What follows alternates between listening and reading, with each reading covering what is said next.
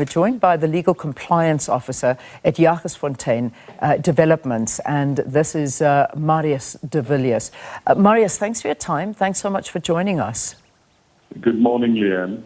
Thank you for the opportunity. So let's just get the position of Jagersfontein Developments correct now. Are you the actual owners of this particular mine? Yeah, Jagers Developments Pty Limited has been the owners of this operation since 2011. Okay. Are you a part of the Star Gems Group? No, I'm not a part of the Star Gems Group. I've been involved in management since 2011. Okay, so is this particular mine that we're talking about right now, has it been operational or has it not been operational? Yeah, and I just got to indicate that we do not fall under the classification of a mine. We excluded from the minerals legislation. This is a facility that reworks the old mine dumps.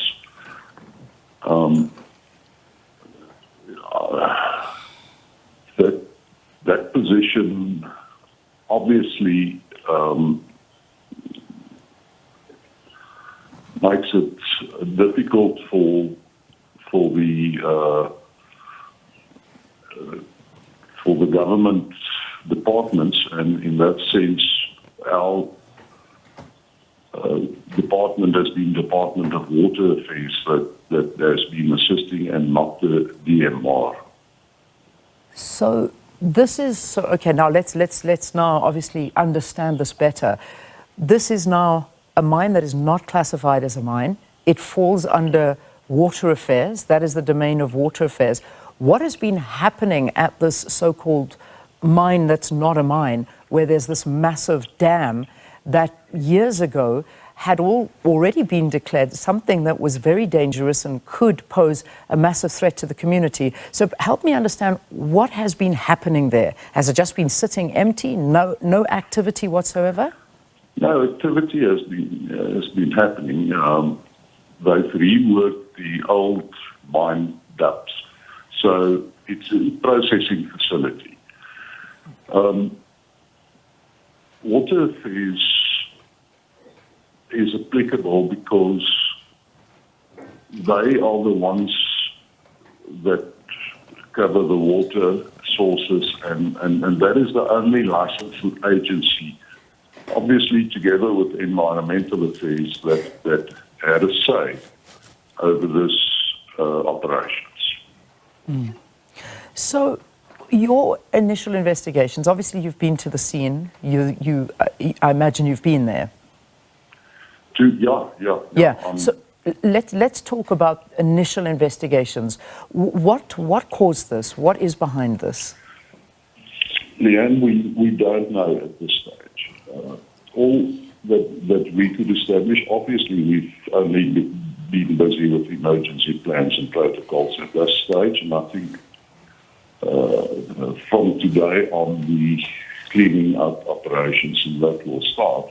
Yeah. But yesterday, our own engineering team, as well as water affairs, engineering and dam safety people were there. They did the investigations, and but a full investigation will obviously be held into the matter. But at this stage, we don't know.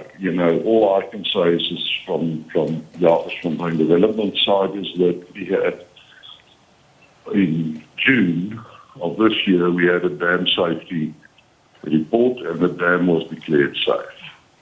In June this year, however, there have been talks and speculation from the community and from numerous sources saying that alarm bells were ringing that it was not safe, that this was not safe, and this was a ticking time bomb, and an incident like this was almost predicted in a way.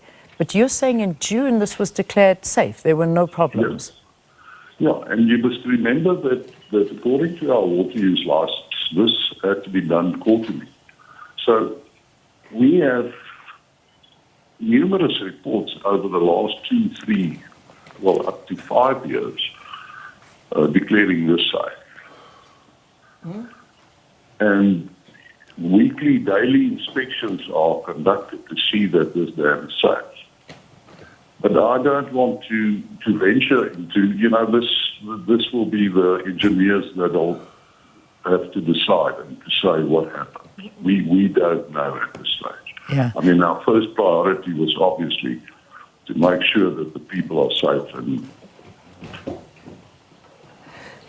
Marius, when we talk about accountability here, will you, as Jagersfontein Development, take full responsibility in terms of the community and assisting the community and the redevelopment and the assistance to those families that have lost loved ones, people that are still in hospital, they have lost all of their belongings?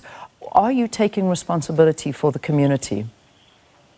Yeah, yes, we are. We've made 20 million available at this point in time. And we will have to see how this develops. We've got teams going in to try and determine the environmental damage, to try and determine how many houses were washed away. And this whole situation will be handled by the company. Yeah. So there's a number doing the rounds that 20 million rand will be given to the community. Is that an estimate, or is that just because I imagine it's going to cost a lot more than that? Where does this number 20 million rand come from? Well, it was just an initial pledge from the company, to make sure at this point in time. I mean, we're housing the people in Bloemfontein in the hotels and the community halls in the area. So we are really doing everything that we can to assist the community at this stage. And I must say we had a lot of assistance from outside sources as well. Yeah. So if we talk to the government's intervention here, we know that the president visited yesterday. We know that the Mineral Resources Minister is on his way. If not, he is there already visiting to see and give an oversight visit and role. With regard to the president's visits yesterday, also pledging to assist the community, what are you and government doing together? How are you working with this together in terms of particularly the legalities around this? Because this was not a mine, and things are very sketchy at the moment in terms of the operations that were happening at this place, and the fact that there is an unsafe environment that many people had been speaking to. So what has government's interaction been with you to date? Yeah, interaction was very good so far, and especially from the Department of Water Affairs, that was more involved in the immediate reaction to the disaster. But social services has been directly in contact with us, and we got a centre put up, from our side as well, in collaboration with them. So I'd say fairly good, very good actually. And we're not sure today. We know the Minister Mantashe is coming to visit us, and we'll interact with them and see how we can get involved or how they can get involved. But as to the actual limitation of the damages, I think that is fairly handled at this stage, but we will see, obviously, any assistance from government will help us. Indeed, one would imagine the assistance would be there, but as you have said, you will take the responsibility for this. The water supply, are we seeing to that? Are we ensuring that there is water and the electricity? Because we know that was something that was massively interrupted, and there is no electricity supply in that entire area. Yeah, as far as my information is, the water was restored yesterday. And as far as the electricity, I know that an interim substation will be finalised hopefully today. All right, so investigations, I know that it's cleanup operations at the moment, but when are you hoping that these investigations will yield some results so we can find out what actually happened? And do you have those reports declaring that this dam was safe, the ones that you said that you undertook? Yeah.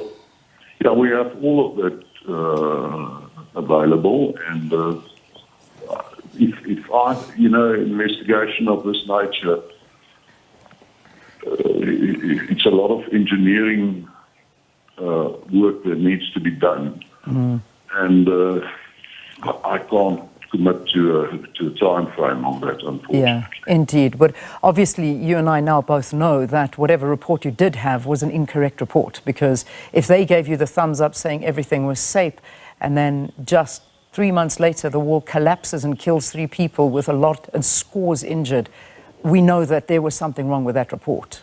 Yeah, and we don't know. It can be, there can be acts of God. We don't know if there was any, but that will obviously be investigated by the team. Yeah, well, we won't speculate, but thank you for your time. Thanks for being with us here on the program and giving us a little bit from the owner of what has happened at Jagersfontein, the devastation that was caused after that dam wall broke and flooded the area and killed 3 people so far. Many have been displaced, houses completely destroyed, towns literally unrecognizable at this point. So a big devastation that happened this weekend. So talking to us was Marius de Villers, the legal compliance officer of Jagersfontein Developments.